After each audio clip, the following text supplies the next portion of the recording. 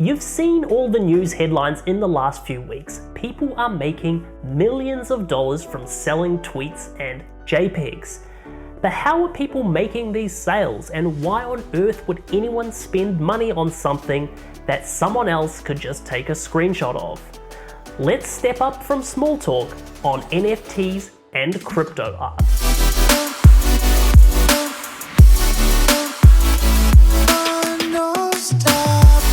Hi everyone, my name's David Delacruz and welcome back to Medium Talk.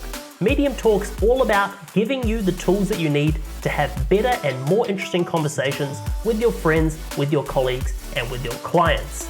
It's not about pretending that you're an expert in a specific topic, but rather just giving you enough information so that you can ask the right kinds of questions.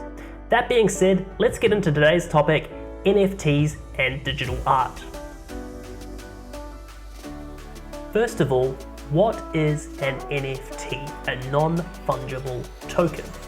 Fungibility is the property of interchangeability of an asset or item. For example, if I lent you $20 and you paid me back with two $10 bills, I would have nothing to be mad about. The same would apply to anything that's consistent in quality or value, like oil or financial instruments like shares or cryptocurrencies.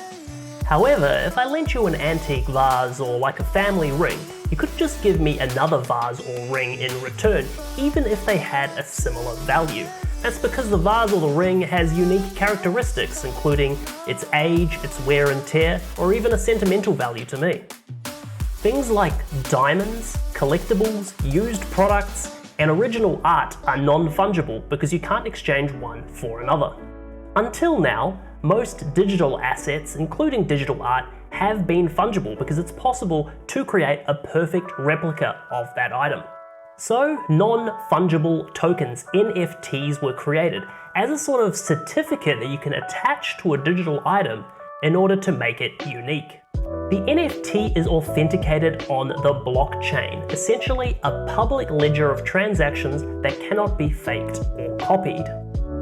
Think of it like a deed on a house. A public record shows that you owned it, and it's verifiable because you can see exactly when you bought it and for how much. The NFT then essentially allows you to own that digital asset. The main application of NFTs so far has been digital art or collectibles, starting with CryptoKitties back in 2017. Things like game skins, videos, animations, illustrations, or even memes can have an NFT attached. This allows creators to sell their original work to collectors without having to use clunky digital copyright software that impact on usability. An NFT also allows the ownership of that digital asset to transfer completely to the buyer, allowing the buyer to do whatever they want with that asset later on.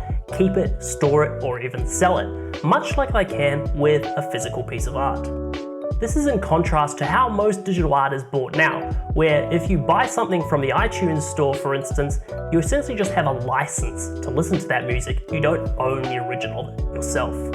So NFTs aim to replicate the physical art market, but there are also benefits over and above what can be traditionally done.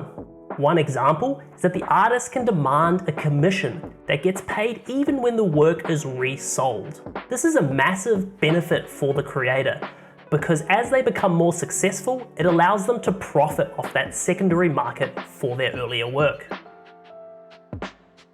But that doesn't explain why someone would buy an NFT on a piece of digital art, considering that anyone could take a free copy of that art. Let alone why someone would spend the equivalent of $69 million on one. There are a few reasons commonly given for why to buy digital art, and one big one that I'm going to come to at the end. Firstly, digital art and collectibles have been growing in popularity as more and more of our life shifts online. What's the point in having all that expensive art on your walls at home where nobody can see it? With a digital collection, your art lives on your device, which you look at far more frequently than the walls at your house. This is even more relevant when it comes to game skins or collectibles, which you only see in the digital world. Secondly, the concept of owning art but letting other people see it for free has its precedence in the physical world. Many of the world's most expensive and famous pieces of art are owned by private collectors but then shown for free at galleries. Thirdly, buying something from a creator is a really great way to support them and allow them to continue making art. It's also a way to show off as a super fan of that artist. But at the end of the day, I think the main reason we are seeing some of these eye-popping sales is speculation. Meta Coven, the buyer of Beeple's Every Days, the first 5,000 days for that record $69 million price, even said so himself in an interview with Bloomberg. In January of this year, he bought another set of Beeple's work for $2.2 million, and that's now worth $163 million. He expects Beeple's Every Days to be worth over $1 billion in the future.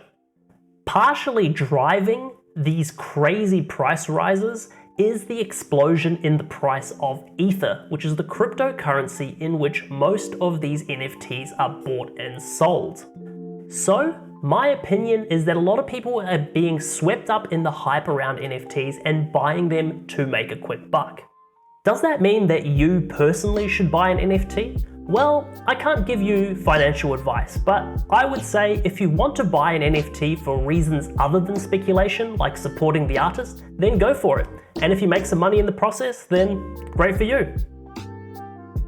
Because of the excitement around NFT, there is heaps of information about it right now. Most of the major media outlets have done explainers on how the technology works.